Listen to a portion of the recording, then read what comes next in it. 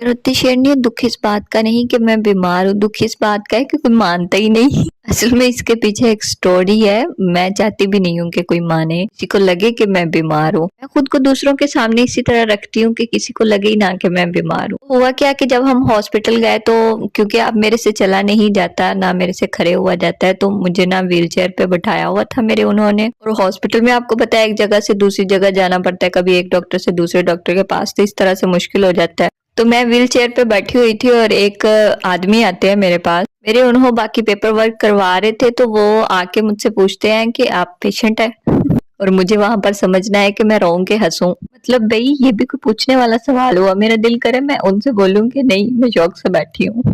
ان کو شاید اپنے پیشنٹ کے لیے ویل چیئر چاہیے تھی، پھر انہوں نے پوچھا کہ آپ چل نہیں سکتی؟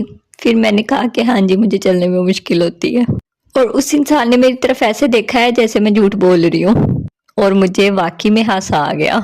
اور پھر ایسا ایک دفعہ نہیں ہوا، 3-4 دفعہ ہوا، اور ایک دفعہ تو کوئی ریسکیو کا بندہ تھا، وہ انہوں نے آ کے پوچھا آپ پیشنٹ ہے یا آپ کے ساتھ کوئی پیشنٹ ہے اور آپ ان کی چیئر پہ بیٹھی ہیں؟ تو میرے بیبے میرے ساتھ بیٹھے ہوئے تھے، پھر انہوں نے بتایا کہ بھئی یہ پیشنٹ ہی ہے اسی لیے بیٹھی ہوئی ہے، اور پھر میں وہاں پر سوچوں کیا مجھے رونے والا منہ بنا کر بیٹھنا چاہیے تھا۔